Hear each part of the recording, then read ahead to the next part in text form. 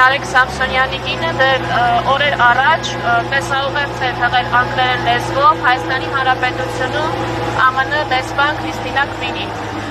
Մենք չգիտենք արդյոք ուղերձը հասել է դեսպանին թե ոչ եւ արդյոք այսօր կկարողանանք արձերը նամակը հանձնել դեսպանատուն։ Դրա համար այժմ մենք հարկ ենք համարում եւս մի անգամ Լուսինեի ուղերձը մարզաձայնել ժողովրդավարության առաջամարտիկ ԱՄՆ դեսպանատան դռների մոտ։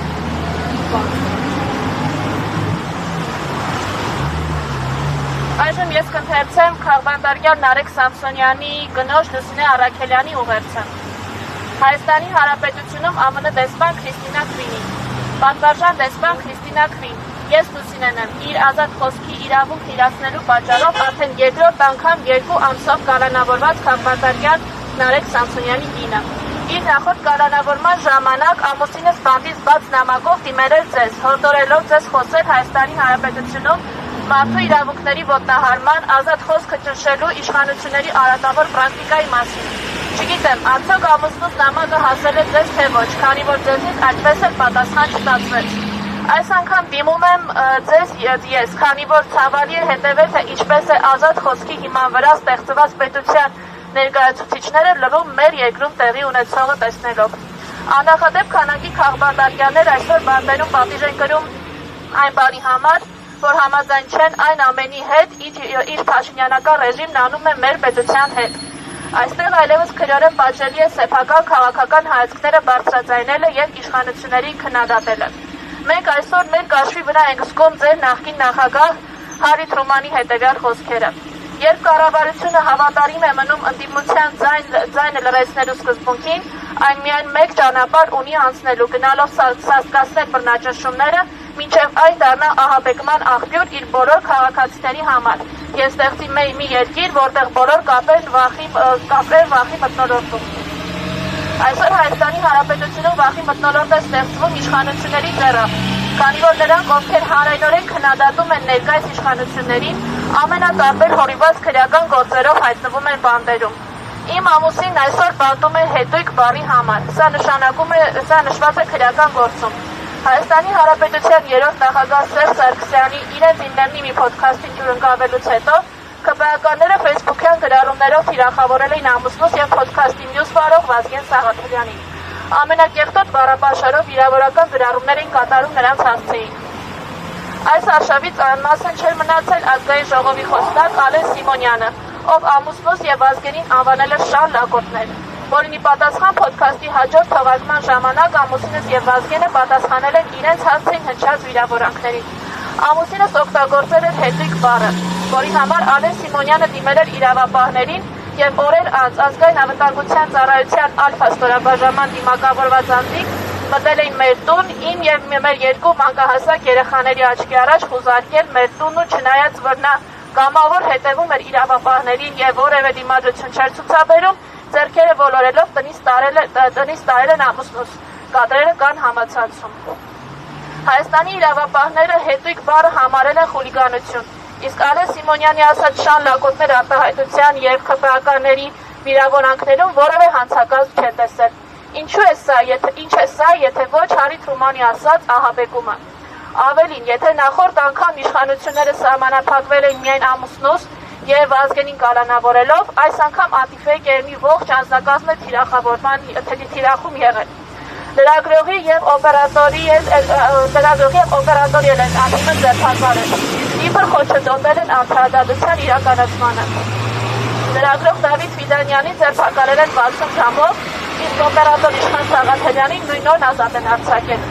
Անտիֆեյքի գրասենյակում խուզարկություն են իրականացրել եւ արգելվել են ամբողջ տեխնիկան, բոլոր համակարգիչները, բոլոր միկրոֆոնները, ոդքասթի եւ այլ տեսակի աշխատող-չաշխատող, բոլոր տեսախցիկները, բոլոր շտատիվները, միկրոֆոնների համար նախատեսված բոլոր ստենդերը, բոլոր նկարահանող դրոնները, փաուերբենքերը, հիշողության գրիչները, բոլոր մատկոցները, բոլոր լիցքավորման լարերը, ուղիղ հեռարձակման համար անհրաժեշտ սարքավորումները, եթերային ձայնն ու ձայնի մաքրությունն ապահովող սարքերը, Zoom, միքսեր, լարեր, գրասենյակի անվտանգության տեսախցիկների DVR-ներ, որի նպատակն է նյութական ուղիղ վնաս հասցնել մեզ։ Բարեբախտաբար գտնվեցին համակիրներ, որոնք շատ արագ իրենց միջոցներով ձեռք բերեցին անհրաժեշտ տեխնիկան եւ լրատվականը շարունակում է իր գործունեությունը, ճիշտ է ոչ ամբողջ ծավալով, դեռևս մնալով իշխանությունների թիրախում։ Թե ամուսինս, թե ես մեր ուսանելու տարիներից սկսած հավատացել ենք ամերիկյան ժողովրդավարությանը, թե ինչպես է Ամերիկան ստեղծվել ազատ խոսքի եւ ժողովրդավարության հիման վրա։ Հիացել ենք ձեր քաղաքական մշակույթով եւ համարել, որ պետությունների զարգացման հարցում կարևորագույն դեր կարող է ունենալ հենց ձեր ԱՄՆ քաղաքական մշակույթը, որտեղ համակարգն է թերադում գործչին, ոչ թե գործիչը համակարգին։ Ուզում եմ մեջբերել նաեւ նախագահներ Վաշինգտոնի եւ Թեոդոր Ռուզվելտի խոսքերը եւս։ Եթե խոսքի ազատությունը խլեն մեզնից, ապա մեզ դուր եւ հնազանդ ոչխարների նման կարող են մորթի տանել։ Ջորջ Վաշինգտոն։ Ասել, որ նախագահի հասցեի քննադատություն չպետք է լինի, կամ որ մենք պետք է կանգնած լինենք նախագահի կողքին, ճիշտ է սխալ, ոչ միայն հայրենասիրական եւ ստրկամիտ է, այլև բարոյական դավաճանություն ամերիկյան հանրության նկատմամբ։ Թեոդոր Ռուզվելտ։ Ձեր բոլոր նախագահներն արժևորել են խոսքի ազատությունը եւ մեծ կարեւորություն տվել ընդդիմության ձայնին, ընդդիմության խոսքին, իսկ Հայաստանում այսօր դա արգելված է։ Իշխանավորները Նիկոլ Փաշինյանի գլխավորությամբ կարող են իրենց թույլ տալ կեղտոտ բառապաշար, նման կերպ խոսելով եկեղեցու սպասավորների մասին, բարերարների մասին, իրենց ընդդիմախոսների մասին, սակայն պատասխան ստանալու դեպքում քաղաքացիները հայտնվում են բանտերում։ Փաշինյանը վերջերս խոստովանել է, որ ինքը հայրախոսել է, սակայն այս ինքնախոստովանականին չի հետևել քրեական հետապնդում։ Ինչու՞, քանի որ հայոյել է իր ընդդիմախոսներին, դա թույլատրելի է։